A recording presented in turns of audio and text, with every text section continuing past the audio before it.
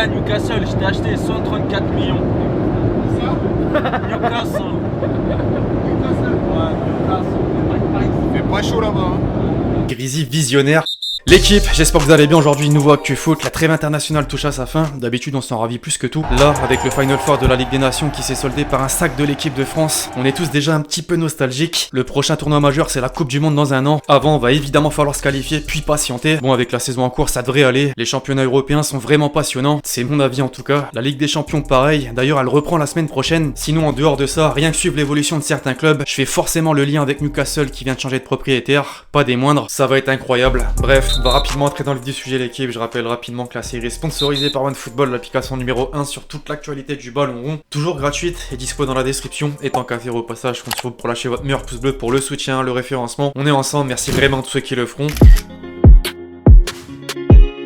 L'image forte de ces derniers jours les amis est évidemment toute faite, la célébration des Bleus avec le nouveau trophée qui s'ajoute au palmarès, on s'en souviendra. Je voulais néanmoins contempler celle-ci, ce montage balancé sur les réseaux officiels. Parmi nos champions, il y en a bien un pour qui la soirée restera ancrée d'autant plus, c'est Griezmann qui a dans le même temps fêté sa 100e sélection en équipe de France et rejoint donc un cercle très fermé avec notamment notre sélectionneur Thierry Henry, Zizou et plus récemment Giroud et Lloris, 9 centenaires de qualité.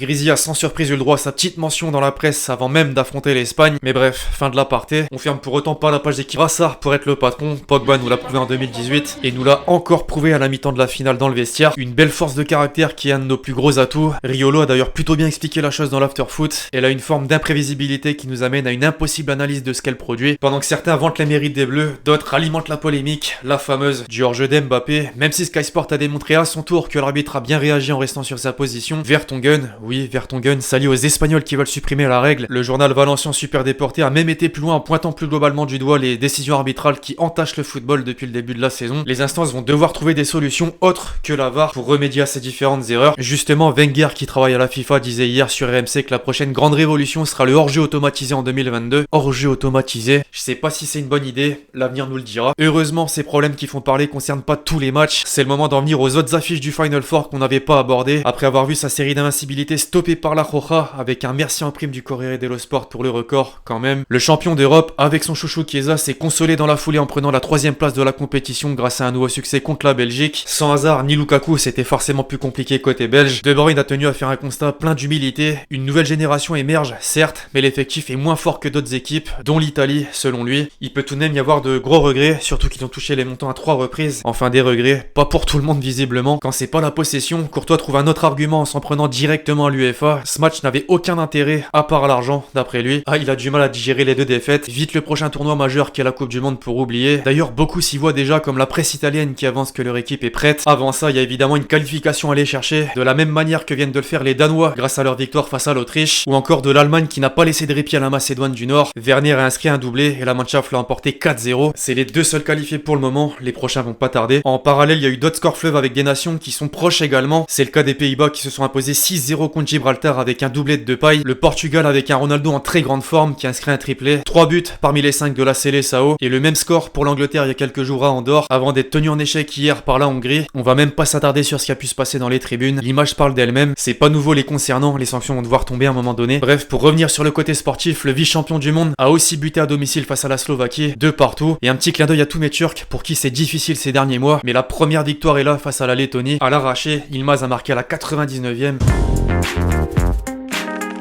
Cette trêve internationale était top pour nous, c'est clair, mais aura des répercussions pour certains clubs qui récupèrent des éléments blessés. Le Real par exemple en compte 3, Hazard avec la Belgique, Camavinga avec les Espoirs et Militao avec le Brésil. Un virus, pour reprendre le terme de Sport, qui touche également Manchester United. On en est les premiers témoins. Varane va manquer plusieurs semaines de compétition. Une sale nouvelle pour les Mancuniens qui devaient déjà se passer de Maguire. La charnière centrale est out. On bascule, vous l'avez capté sur l'actualité des championnats européens. On est en Angleterre, restons-y avec, vous l'avez compris à l'écran, Newcastle, les supporters en grand nombre aux abords du St James Park. Après l'officialisation du rachat, c'est acté, le PIF, Fonds souverain saoudien, a acquis le club de Première Ligue pour près de 350 millions d'euros. Inévitablement, la nouvelle a fait la une de toute la presse sportive au pays. Quasi tous ont placardé les scènes de joie avec le drapeau de l'Arabie Saoudite, des déguisements de l'émir, ça me fume, et des chiffres, dont celui du deal. En soi, 350 millions d'euros, c'est énorme, mais c'est qu'une petite goutte d'eau par rapport à la somme du fonds d'investissement qui se rapproche des 350 milliards d'euros. L'Express le dit explicitement, c'est désormais le club le plus riche du monde. Si on regarde le classement, c'est presque le double du Paris Saint-Germain, x10 en comparaison avec Manchester City, bref, beaucoup plus que tous les plus grands clubs. Il y a de quoi rêver et être aussi gros que City ou le PSG, ce dans les 5 à 10 prochaines années. Je veux quand même qu'on fasse le bilan des 10 dernières. L'ancien propriétaire aura déboursé 559 millions de livres, vécu 2 relégations en Championship,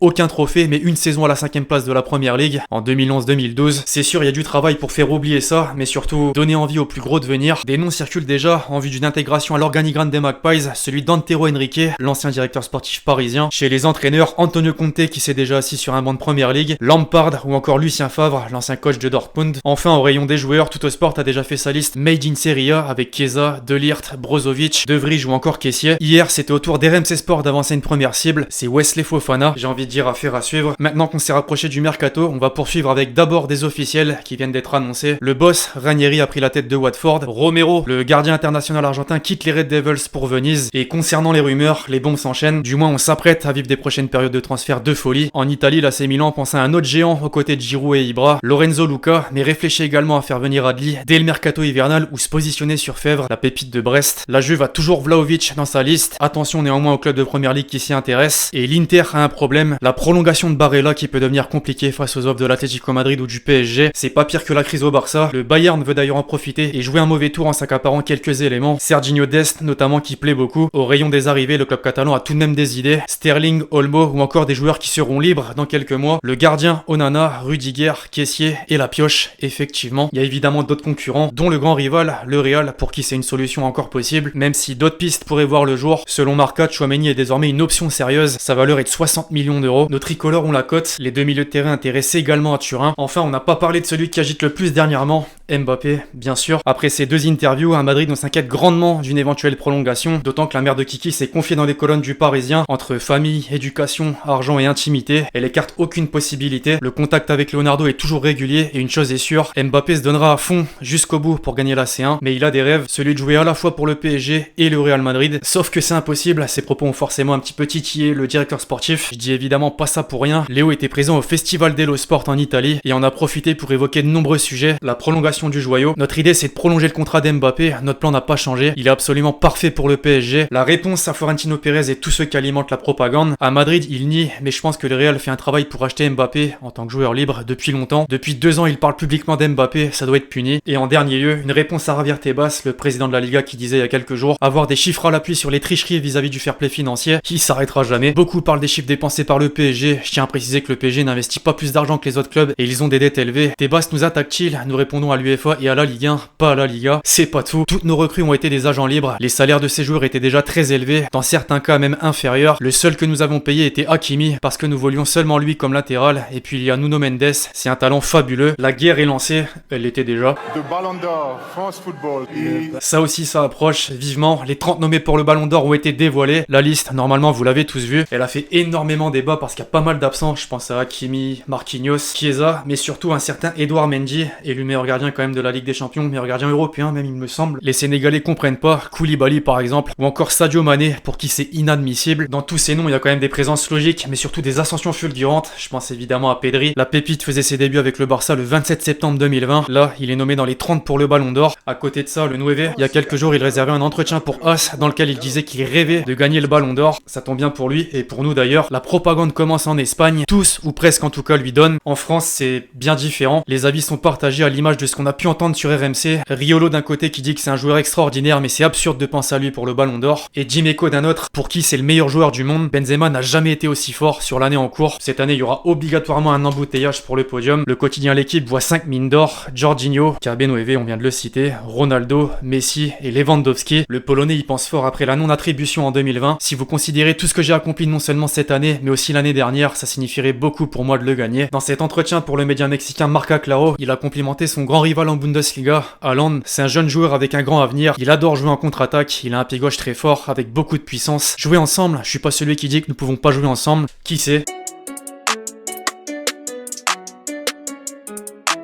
Quand on parle du ballon doré, les amis, on entend bien sûr celui qui le décerne, France Football. Le week-end dernier, le média a sorti une édition exclusive sur une interview de Messi. C'est rare, donc j'ai sélectionné les meilleurs passages. Il dit forcément pas non à un 7ème ballon d'or. C'est déjà exceptionnel d'en avoir 6 et d'être le seul joueur dans ce cas. En gagner un 7ème, ce serait prodigieux, on le fait pas dire. À côté de ça, s'il devait voter, Léo a 4 noms en tête, dont 2 avec qui il joue, Neymar et Mbappé, puis Lewandowski et Benzema. Comme quoi, parmi les autres sujets abordés, la Ligue 1, à première vue, c'est un championnat qui est beaucoup plus physique que la Liga. Ici, les équipes me semblent plus puissantes et les matchs sont très disputés, avec peu d'espace. La plupart des joueurs sont très costauds. Farmer League, c'est peut-être terminé. Concernant son transfert ensuite, j'ai eu d'autres offres quand j'ai quitté Barcelone en tant qu'agent libre, mais je dois avouer que nous nous sommes mis d'accord assez rapidement avec le PSG. J'ai été convaincu par le projet, les ambitions du club, les joueurs et l'effectif. Ah, pour lui, c'est clair, c'est un des meilleurs au monde, notamment avec les individualités. Mais attention, si le collectif est pas bon, ce sera compliqué d'atteindre les objectifs. C'est leur grand défi et leur volonté à tous d'arriver à jouer en équipe. Dans la foulée, la Pulga a eu le droit à ses éternels compliments. De Verratti en premier lieu sur France Info. La vie m'a donné l'occasion de jouer avec le plus grand joueur du monde. Et Foden en second lieu. Si je devais passer toute la journée à la pêche et que je pouvais emmener une personne avec moi, ce serait Messi. Pour revenir dans la capitale, tout le monde n'est pas forcément heureux. C'est le cas de Wijnaldum qui l'a avoué lors de la trêve internationale. La situation n'est pas celle que je voulais. Je suis un combattant, je dois rester positif et travailler dur pour y remédier. On retiendra cette phrase de fin. En parlant de fin, un dernier cas qui concerne Neymar. Je pense que ce sera ma dernière Coupe du Monde. Je sais pas si j'aurai encore assez de force mentale pour continuer à jouer au football. Voilà ce que le Nike disait il y a quelques jours sur DAZN. Alors on peut le comprendre, il y a un coup de blues actuellement. Sur ses 10 derniers matchs, il n'a marqué que 2 buts, dont un penalty et délivré 3 passes D. Mais ça passe pas pour tout le monde. On revient sur RMC. Roten n'a pas été tendre. C'est une déclaration terrible pour le PSG. Ça manque d'entrain, d'enthousiasme. Quand on lit entre les lignes, le PSG il s'en fout. Mais Parisiens, je vous laisse me donner un avis.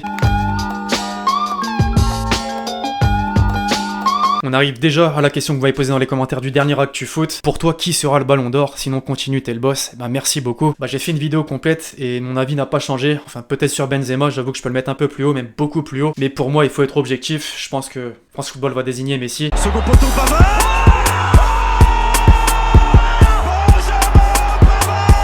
Avant de clôturer, comme toujours, on termine en beauté.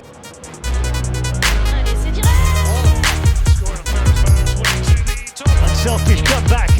Good head. Oh, le retourné.